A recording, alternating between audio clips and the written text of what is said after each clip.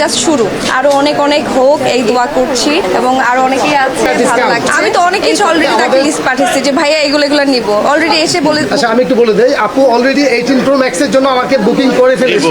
Last year 17 Pro Max already আমি use করছি, সেটা আমাদের কাছ থেকে দেওয়া। 18 Pro Max এর জন্য অলরেডি বুকড। Thank you.